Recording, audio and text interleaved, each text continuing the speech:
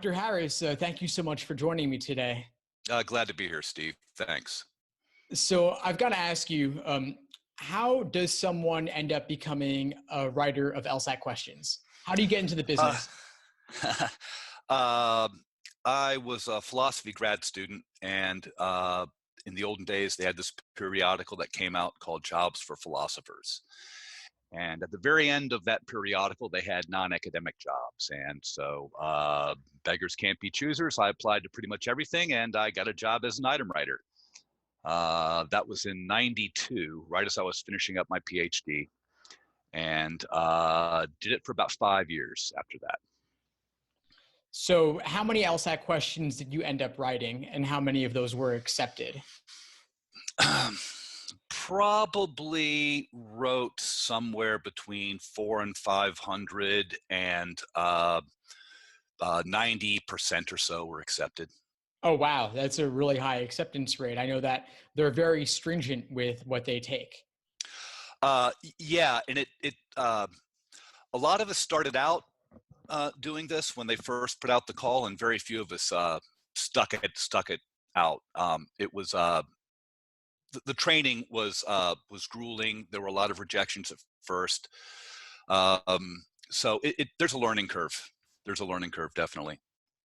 I remember a while back when we were speaking, you referenced this book they gave you with guidelines for writing LSAT questions. And I'm sure this book is a very closely guarded secret, but I'm wondering if there's anything you remember from it that stood out that you could share. Uh, it was actually very helpful. They gave they broke. Presumably, they had one for each of the three item types. I only got one for logical reasoning and analytical reasoning. But not only would they give exemplars of good items, but they also gave examples of common mistakes to make. Um, I think that was the first time I really became attuned to some of the differences between subtypes of items. So, for instance, necessary and sufficient assumptions.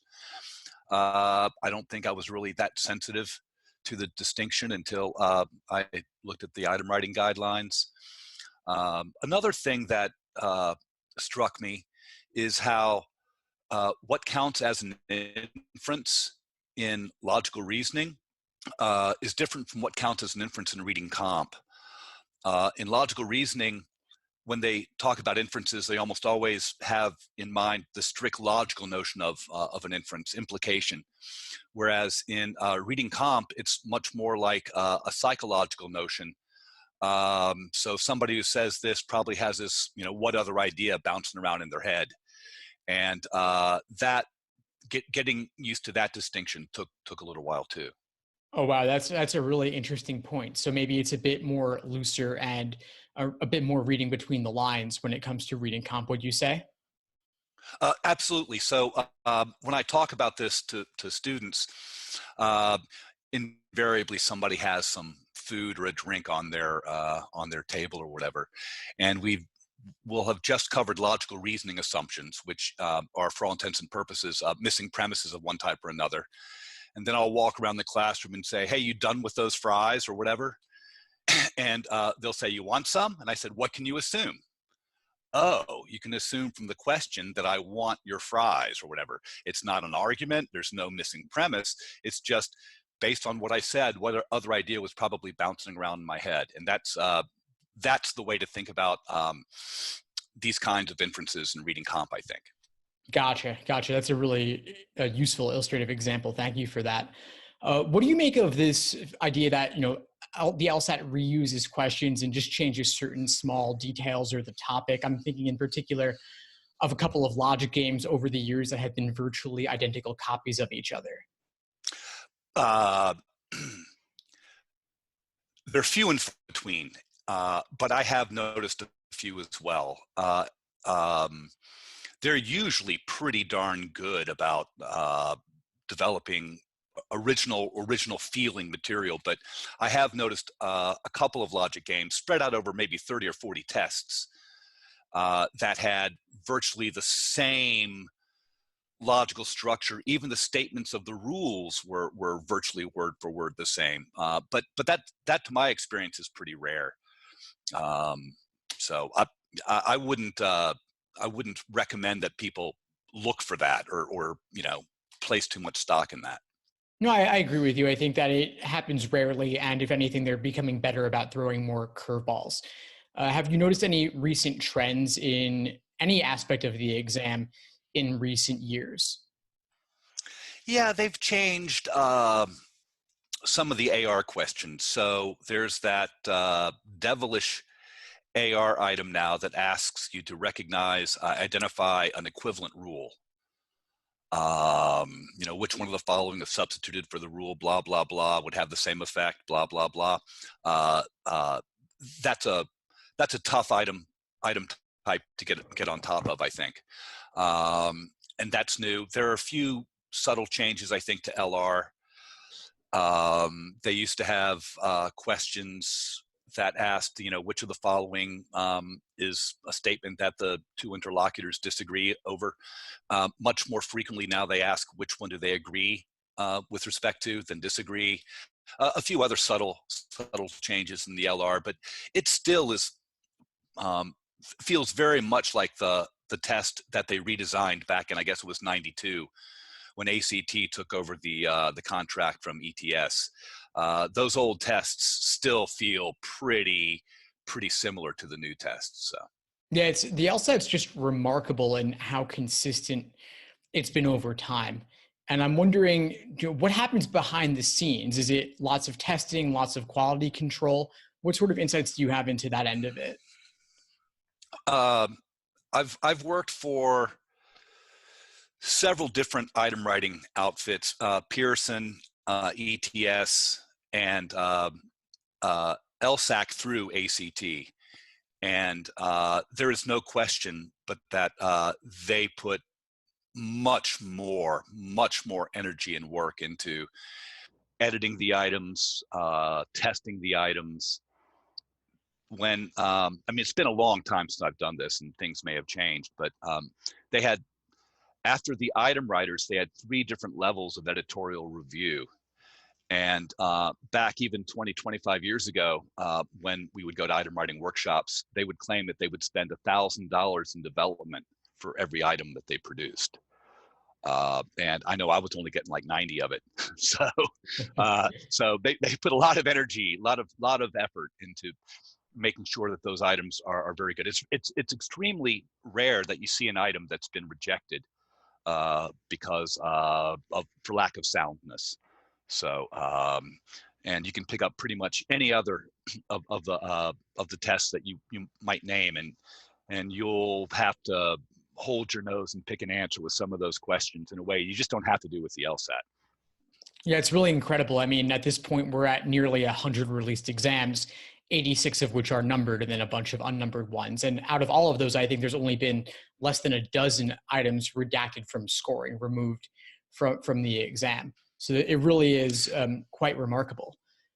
Especially when you consider that the test pool is much more litigious than maybe MCAT test takers. Yeah, I'm sure pre-laws are definitely challenging questions more than pre-meds, I would think. One thing that comes to mind now is the LSAT is, of course, being offered more frequently going forward, something like 10 exams per year, in contrast to the previous 4 per year. And so I'm imagining that LSAC may be in the position where they have to create more new test forms because they can only reuse the exams so much. And with a cost of $750,000 or something like that per test form, what are they going to do? I know this is just speculation, but how are they going to handle that? It's a big expense. Yeah, excellent question. I imagine they've been gearing up for this for several years. So they've probably brought on a slew of item writers and have been training them for a long time and have built up their test bank. When they were talking about going online years ago, they had a similar ramp up, and then they made the decision to stick with paper and pencil. But I imagine it was similar. That is to say, they realized they were going to need roughly twice as many items, and so they don't make these decisions rashly. So I'm sure they've been working on this for a long time. Yeah, I'm sure they have too. I know I've seen the studies over the past several years, and now it's actually happening. Digital LSAT's coming in July, and then September, 100% full force. Right. And I'm wondering what you think of this new format, if you've had any exposure to it or seen the online tool. What are your thoughts and how that changes things for test takers? I don't think it's going to be that big a change. Um, I think people tend to underestimate um, uh, the extent to which these tests are very delivery specific. That is to say, if once it's digital, you want to become familiar with the digital format and study with the digital format. There's a big difference between scrolling and having a page in front of you. And but once folks adjust their preparation to the new format, I don't think it's going to be that big a deal. Uh, I've played around with it a little bit. It seems easy enough to work with, and I don't think it's going to really create very many problems for folks. Yeah, What do you I mean, think?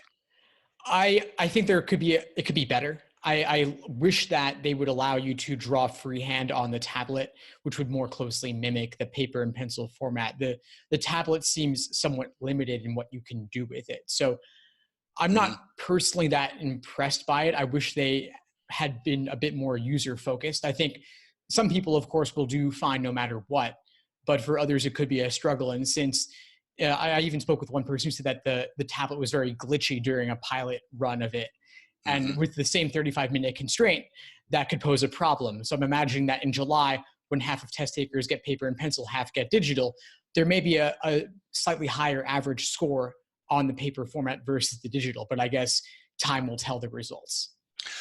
And I bet we haven't seen the final version of this either.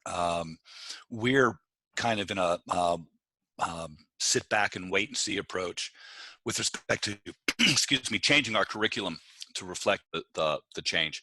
And so we're probably going to give it a few months and let things settle in before we, decide how we're going to change our curriculum to reflect that change. Yeah, that seems wise. I think that they just released the online tool this in January, and the first full or at least big rollout of the digital is July. So they've still got 6 months to play around with it and hopefully make some tweaks and improvements. So I guess we'll see. Um, I wanted to ask you just to come back to content for a minute. When it comes to developing good LSAT questions, I've often thought about the layers of complexity involved in an LSAT question. So there are ways they could make a question more difficult by maybe requiring a student to take the contrapositive or to link together conditional statements or to navigate tricky words like unless. Have you noticed anything in terms of parsing that out in your analysis of questions? No, I think you're exactly right. Uh, Contrapositive is a common trick they use to disguise things. Um, um, yeah, they're a bag of tricks. Um, a good example I like is when an item writer might be writing, uh, let's say a necessary assumption item. Uh, uh, Very often, I mean, I can't speak for everyone, but what I would do is I would write the stimulus and then go eat lunch and come back and think of a counterexample. And then the key would just be not that. And so then to cover my tracks, I would have to make sure that there would be enough other answer choices that had negations in them. Uh, or else you just, that would be a really, nice way to game those questions. So there are a lot of subtleties to crafting the items in ways that help to camouflage, the correct answer, that don't involve tricky things like contrapositive, but more straightforward. The other item writer's trick: comparisons. When in doubt, throw in a comparison because they seem plausible, whether they're going to key or not. So always have some comparisons in your back pocket when you're trying to come up with some attractive distractors. I love it. So yeah, this is exactly what I love to think about is the patterns in tempting wrong answer choices. I can imagine that there are certain your bags of, you said there's a bag of tricks, and every now and then you pull out your old favorites and make that really attractive choice A, so then you never even get to the correct one. Well, this is why I think it's a big adjustment for a lot of people when they study. They're so obsessed with trying to figure out what the correct answer is, but they should spend 80 or 90% of their time trying to figure out what the wrong answers are. Because those are the things you see over and over and over again, those distractor strategies. And the more efficient you are at getting it down to 2 answer choices quickly, I think over the long haul, the better off you're going to be. So yeah, that's exactly right. The distractor strategies show up over and over and over again. And that's the way I think to make the biggest improvement, study those for Awesome, LR. definitely. So is that something that you work with students, you teach courses? Do you kind of break this down in terms of different distractors, or just showing students the patterns? Just as we work through items, I'll point out that, this is something you'll see quite frequently.